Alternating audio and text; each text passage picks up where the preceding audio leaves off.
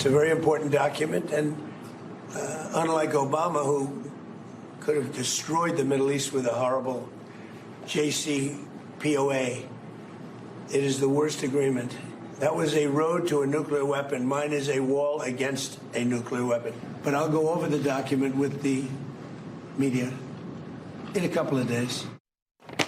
All right, so that's the president chatting with Gulf state leaders at the G7 in France earlier today, talking about this deal to end the war with Iran, which everyone's trying to figure out, right? A deal that he says is nothing like Obama's JCPOA because that was a road to a nuclear weapon. He says this is a wall against a nuclear weapon. So we want to talk about that. Lieutenant General Keith Kellogg is back with us tonight. And, sir, it's good to see you again.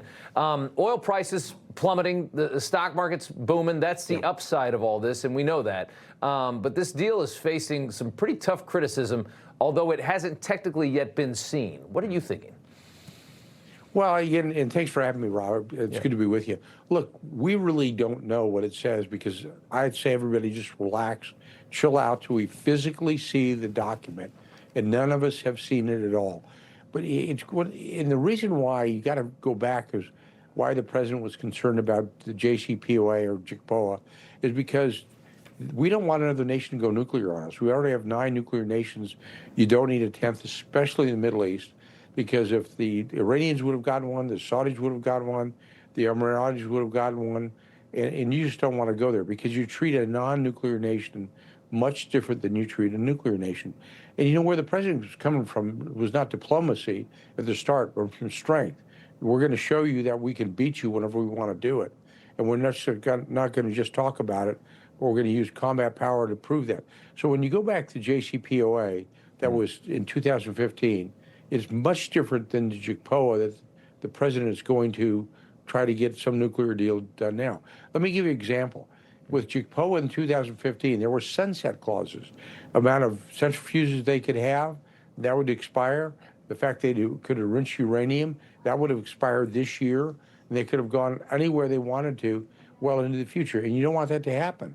So what I'm saying is he actually firewalled us, the United States, for future generations, and not allowing them to either have the centrifuges or the enriched uranium. And now it's going to be an interesting point, because now they're going to have to negotiate. And they've got 2 tough negotiators with Zarif and Arachi. And Arachi kind of wrote the book on negotiations for the Middle East. And he calls it marketplace negotiations. If anybody's ever been to the Middle East and tried to buy a rug, you know, you go in, there's no price tag. You start debating that right away from the front. And that's how they approach negotiations. They call it the Eastern side of negotiations.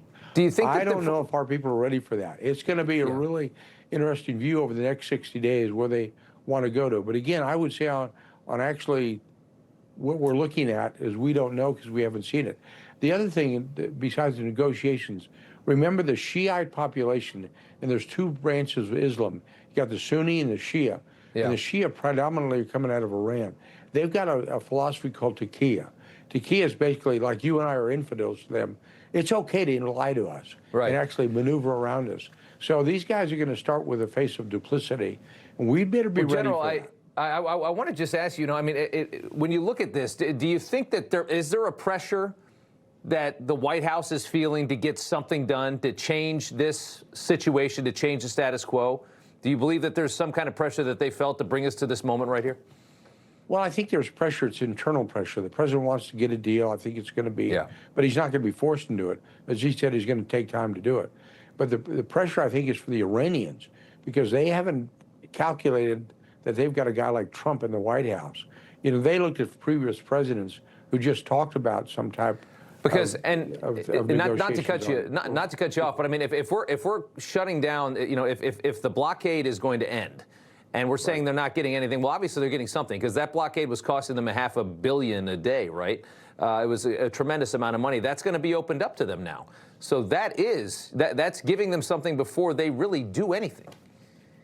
Well, Rob, we don't really know because we haven't seen the document. And that's one of the questions I tell everybody, just relax a little bit. Until we see it.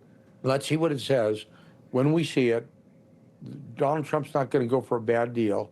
The cautionary note is you can't trust these guys. As long as you've got a theocratic government in charge, which they are, who chant death to America, you're going to have a problem. And the advisory condition I'd make is that this will not be an easy negotiations. And you need to understand the guys you're negotiating with. They wrote the book on negotiations, but they're called marketplace negotiations, and that they are not Americans. They're not Jeffersonian Democrats. You better be ready for whatever they throw at you. I understood why we went in. I understood why this nation, which is so inherently evil and terror supporting, needed to be suppressed. Why this had to happen, whatever it was. You hope that this gets done the right way. And I also understand why nobody was willing to do this job before, because you're dealing with such a tough nation. Let's talk about the $300 billion fund that everyone's talking about right now. The Financial Times first report that the administration is considering this $300 billion fund for Iran if this deal is upheld. Trump calling this fake news, denying what he calls a rumor earlier today in France. Here he is. We pay nothing. We don't pay. There was some statement, we're going to spend $300 billion. No, we're not. We're allowed to go and invest if we wanted to someday in the future. We have no obligation whatsoever. So there's the president denying. I want to just show how J.D. Vance explained it when he got the same question about this earlier this week. The Iranians are saying that they're going to have access to a $300 billion reconstruction fund. True or false? That's the sort of thing they could have access to, funded by the Gulf Coast Coalition, so long as they honor their end of the obligation. We absolutely are open to the Gulf Coast countries investing in the reconstruction of Iran, but only if Iran ends their nuclear program, ends their enriched stockpile of material, and is really open to an inspections and enforcement regime that gives the American people confidence they're never going to have a nuclear weapon. So Vance says if they play by all the rules, if they comply completely and they make a change that we can legitimately find and see, that eventually down the line these Gulf states could invest in the reconstruction of that country. Our CEO put out an op-ed with Newsmax.com saying that say no to the $300 billion Iran reconstruction fund. What do you make of this, of the idea of just even allowing for such a vast amount of money to be poured into this country? Well, I think the key word there that was used by Vice President Vance, and implied by the president, was if they actually comply with all the directives, which we don't know, then we are open to having support the Gulf nations to do something like that. And they're looking at a lot of money there. I'm very concerned about it, because if they get the money, they can build in the future. But that's one of the reasons why the president's been so hard on them. Why he's went after their military. We'll have overhead visuals of what's going on. Why we need to get rid of the enriched uranium. The IAEA can take it, or somebody else can take it. Because once you get to, where we were pretty sure they were at was 60% uranium enriched.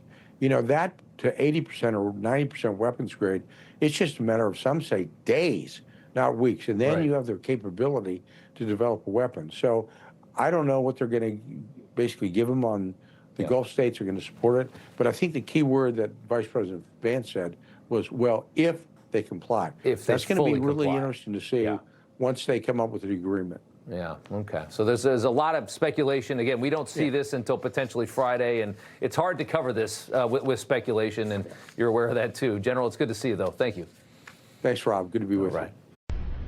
You know, everybody's reporting the same stories, the same spin. You turn the channel, it's always the same.